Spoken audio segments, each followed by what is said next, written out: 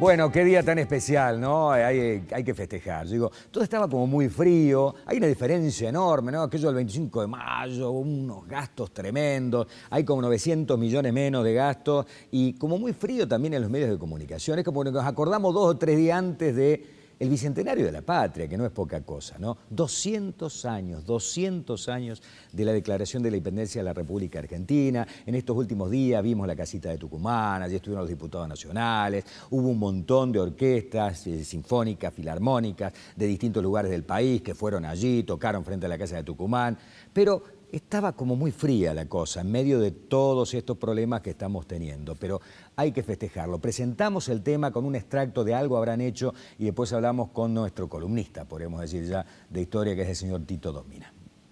El martes 9 de julio de 1816, a las 2 de la tarde, los diputados del Congreso comenzaron a sesionar. A pedido del diputado por Jujuy, Sánchez de Bustamante, se trató el proyecto de deliberación sobre la libertad e independencia del país. El secretario Juan José Paso preguntó a los congresales. Señores, ¿queréis que las provincias de la Unión sean una nación libre de los reyes de España y su metrópoli? ¡Sí, queremos! Todos los diputados aprobaron por aclamación la propuesta de Paso.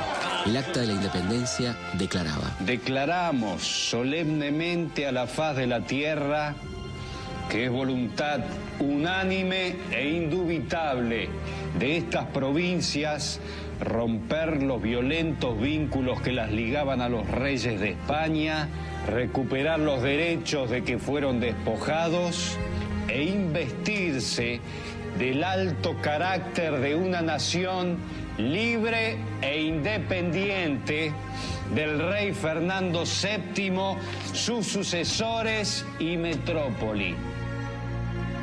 Don Manuel Belgrano, ¿juráis por estos santos evangelios desempeñaros con lealtad y patriotismo? Sí, juro.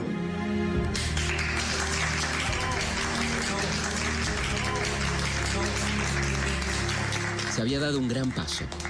Las provincias eran un territorio políticamente libre, pero España les había dejado una situación económica muy débil, y esto iba a llevar a que empezaran a depender de otras potencias europeas.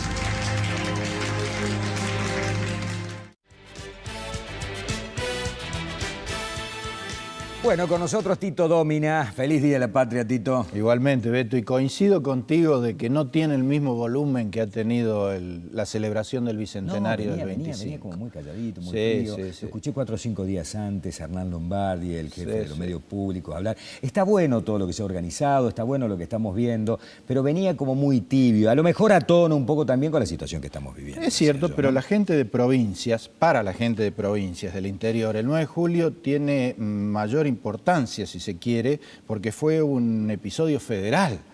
En cambio, el 25 de mayo fue eminentemente porteño, sin restarle importancia. Pero este otro, en Tucumán, en el interior profundo, con representantes de otras provincias. ¿Quiénes eran todos los que estaban allí en la casita de Bueno, ahí Tucumán? tenías los congresales, Beto. Empecemos por recordar rápidamente que no todas las provincias estuvieron representadas, porque había una división interna. Las provincias que formaban parte del Protectorado de los Pueblos Libres, liderado por José Gervasio Artigas, no concurrieron. Se hizo en Tucumán para ver si había más onda para concurrir, porque si se convocaba en Buenos Aires directamente no había nadie. Bueno, Mirá vos, ya en aquel entonces se especulaba con el lugar por eso, ¿no? Sí, claro, porque había mala onda con Buenos Aires, con el centralismo porteño. Habían transcurrido 6 años de la Revolución de Mayo y lejos de lograr consenso, los gobiernos centrales cada vez tenían peores relaciones con las provincias. Sí, en aquel entonces no tengo vuelo a Tucumán. Claro, exactamente. Había que ir a caballo o en carreta. Bueno, por ejemplo, desde Córdoba tardabas 15 días fácil, porque a lo sumo podías hacer unos 50 kilómetros al día. Claro. Si las cosas estaban bien. No, si los caminos eran un desastre. Claro, si los ríos no estaban crecidos, si no había malones de aborígenes, etcétera, etcétera. Te decía, Santa Fe, Entre Ríos, Corrientes y el territorio de Misiones, más la banda oriental, no mandaron diputados. Artigas hizo un congreso paralelo, un poco antes, en Concepción del Uruguay, que se llamó Congreso de Oriente, pero finalmente no van. Van todos los demás. Entonces vos me preguntas quiénes estaban. Fueron 33 en total, 7 de la provincia de Buenos Aires, 5 de Cuyo, 4 de Córdoba, 4 de Tucumán y Santiago del Estero, 4 de Salta y Jujuy, 3 de La Rioja y Catamarca y 6 del Alto Perú. El Alto Perú es la actual Bolivia, pero estaba dominada por los realistas, por lo tanto esos delegados son los que más o menos se pudieron nombrar para que fueran. Bueno, ¿qué hacían? ¿A qué se dedicaban? Es la representación del poder corporativo, a qué se dedicaba esta gente. Fíjate, Beto, que de los 33, 18 abogados. Igual que ahora, ¿no? Bueno, venimos con el derrotero. Claro, 11 sacerdotes y 4 militares. Las familias patricias de entonces era habitual que quisieran tener en su prole un sacerdote, un militar y un abogado. Y eso quedó claramente representado. Fíjate que no había ningún pedicuro, ninguno... No, claro, por supuesto. Bueno, el Congreso empieza a sesionar el 24 de marzo de 1816. Fue eterna la historia, ¿no? Había uno, Beto, que era el que estaba más ansioso y apurado y le rajaba cartas a su diputado, que se llama José de San Martín. José de San Martín estaba en Cuyo poniendo a punto el ejército de los Andes. Sí. Y se volvía loco con esto que el Congreso daba vueltas y no daba el paso fundamental, porque van pasando las semanas, van pasando los meses y no se declara la independencia. ¿Cuál era el independencia? ¿Cuál era el problema, digamos, la discusión? San Martín lo deja con mucha claridad en las cartas que le manda al diputado de Mendoza, Tomás Godoy Cruz, lo vuelve loco. Era el diputado más joven, 25 años. Y ahí encontrás las claves del apuro de San Martín. Él le dice, en una de las cartas más reveladoras de ese apuro, ¿qué están esperando? Tenemos moneda, tenemos escudo, tenemos ejército, tenemos todo y seguimos diciendo o no nos animamos a romper el vínculo con España. Y el enemigo nos sigue tratando de insurgentes. Esto es muy importante subrayarlo, porque no nos aceptaba, no nos reconocía, el español, la corona, los realistas, el carácter de una guerra convencional. Éramos rebeldes, éramos, como se diría en la década del 70, subversivos, insurgentes, dice San Martín. Sí. ¿Qué significa esto, Beto? Que ni siquiera te reconocían los códigos de guerra, por eso actuaban con tanta crueldad y fiereza, mucho más que en una guerra convencional, porque para ellos éramos unos rebeldes. Y San Martín, que tiene que emprender su campaña continental, no puede salir tan flojo de papeles. Claro. Él necesita representar a un país independiente. Bueno, le manda esas cartas, en una de esas se ve que al pobre Godoy Cruz lo tapó, lo abarrotó. Entonces Godoy Cruz le dice, yo estoy de acuerdo con todo, general, pero usted tiene que entender que declarar la independencia no es soplar y hacer botella. Claro. Oh, San Martín, me imagino que se debe haber tomado un té de tilo, de haber caminado un rato y después se sentó y le contestó en estos términos. Señor diputado, amigo mío, estoy seguro que usted va a encontrar muchísimos, miles de americanos dispuestos y capaces a declarar la independencia y ni uno solo que sea capaz de soplar y hacer una botella. En buen romance, elegantemente le dijo, no sea pavo, la independencia está como un reclamo generalizado, háganlo.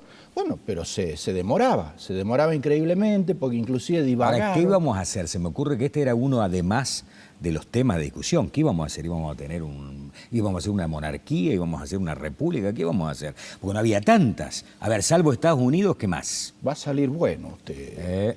Va a salir bueno. Lo que pasa es que lo escucho mucho. Tanto es así que el debate era ese, le andaban dando vuelta al tema de monarquía o república, porque justamente la mayoría de esos señores congresales era filo monárquico. Y no nos asustemos, era filo monárquico porque es lo que estaba en boga.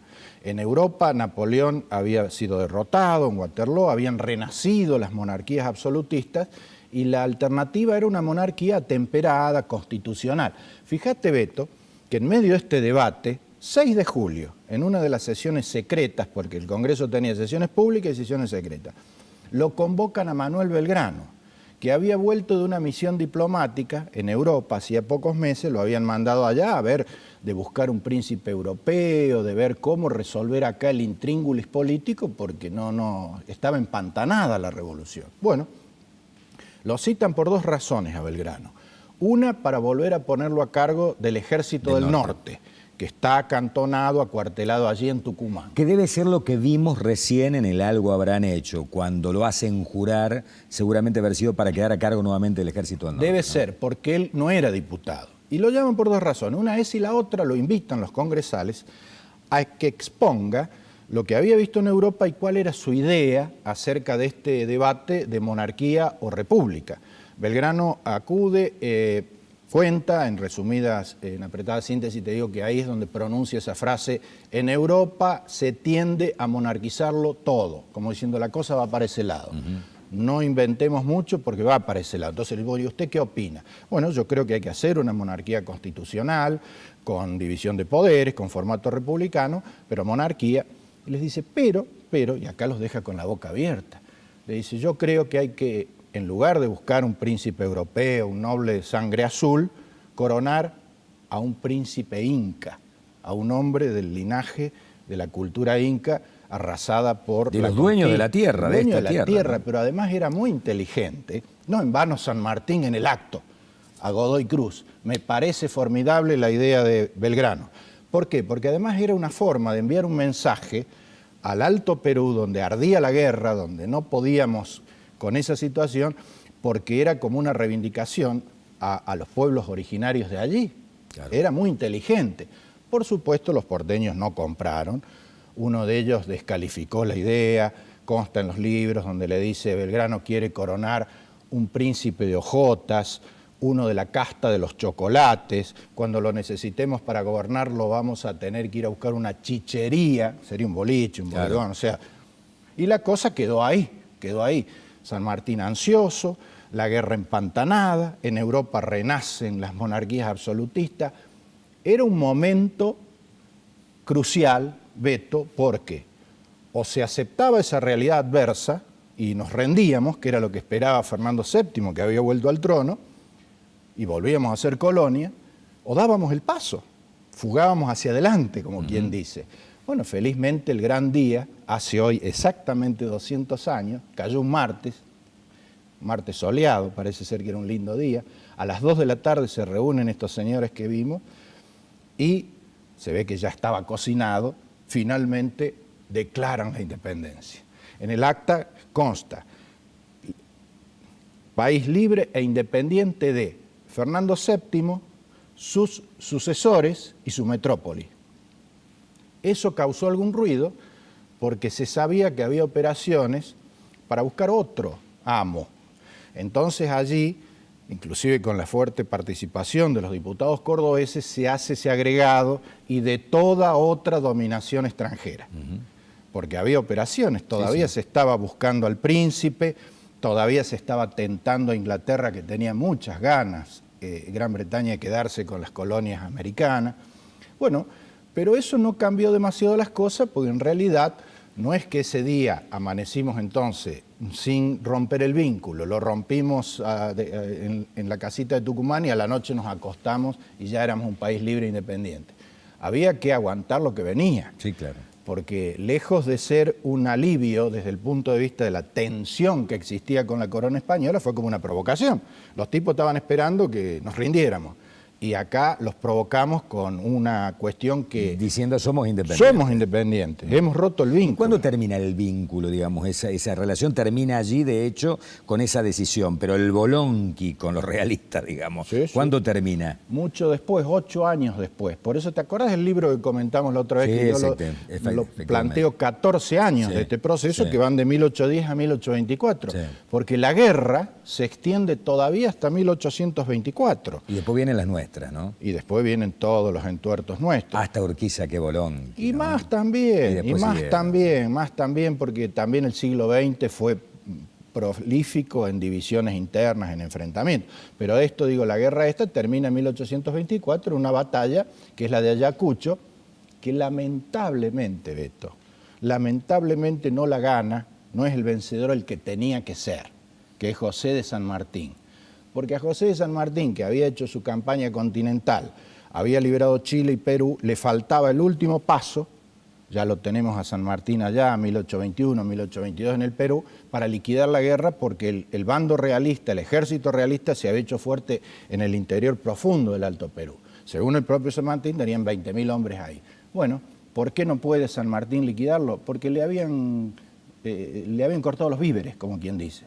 Sobre todo el gobierno porteño y la provincia de Buenos Aires. Él hizo muchísimos esfuerzos, casi suplicantes, para que se lo ayudara a terminar la guerra. No tuvo el apoyo. Estamos en deuda con eso, sobre todo los porteños. Y San Martín tiene que recurrir al otro gran libertador, a Simón Bolívar, y finalmente él da un paso al costado. Bolívar es el que acepta o que toma a su cargo de terminar la guerra. Cuando San Martín ya había emprendido al exilio, gana esa batalla el mariscal Sucre. Y por eso Bolivia no es parte de la República Argentina. No lo digo para decir es nuestro. No, pero era natural si el Alto Perú, que es la Bolivia actual, había sido el teatro de operaciones, había corrido y sangre había tenido patria. representantes en aquel Congreso. Por supuesto, porque había vocación de integración, lo mismo que Uruguay. El Uruguay de hoy es muy... Era la banda oriental. Claro, era parte de un mismo territorio, de una misma cultura. Es apasionante la historia argentina realmente, ¿no? Y cuando empezamos a husmear, a fisgonear la historia argentina, nos damos cuenta por qué hoy tenemos los quilombos que tenemos también, ¿no? Claramente. Siempre hubo rollo en la historia argentina. Fíjate que en mucha medio, interna, ¿no? Ese día, Beto, el 9 de julio, insisto en lo mismo, no estaba representado todo lo que en ese momento eran las provincias unidas. Más que unidas, eran desunidas, porque había un pedazo del mapa muy importante, casi la mitad del mapa de entonces, que no estuvo representada. Había que juntarlo, eso había que pegarlo. Aquí hay que hacer, Beto, un homenaje a Córdoba, porque Córdoba estuvo en la disyuntiva, la misma disyuntiva del artiguismo, porque Córdoba estaba más cerca del artiguismo que de Buenos Aires, tenía un vínculo muy estrecho. Y sin embargo, ante este dilema de concurrir o no, Córdoba toma una decisión muy valiente y muy importante, porque le da volumen la presencia de Córdoba al Congreso. Y manda una delegación de lujo. Entre esos señores que vimos al principio en ficción, digamos, había 4 representantes de Córdoba, todos doctores: Miguel Calixto del Corro, Jerónimo Salguero, José Antonio Cabrera y Eduardo Pérez Bulnes, todos egresados a la universidad, doctores, licenciados, y jugaron muy bien y muy fuerte a favor de la causa federal, porque Córdoba llevaba mandato siempre de apoyar la causa independencia, federal, causa federal. Y república. Y república, no éramos monárquicos. Acá. Interesantísimo, Tito. Feliz Día de la Patria. Tenemos un regalito para el final que vamos a compartir juntos, si te parece. Gracias, Beto. Antes de eso, vendo la página web y hay una nota justamente de Tito por otro tema. Vamos con el otro saco, con el otro saco. Sí. No te hagas el humilde. Usted puede pinchar cualquiera ya de los temas de las notas que están cargadas en la web. Inclusive ya están cargadas las del programa de hoy. Así que puede pinchar en la web cualquiera de las notas en video o pinchar las notas para leerlas, que están muy buenas todas las páginas de la página web. El regalito lo compartimos y después nos despedimos con Tito. Es el himno nacional argentino que ha viralizado esta semana en las redes sociales, interpretado por Quique Domínguez en un solo de guitarra que realmente es un lujo. A ver.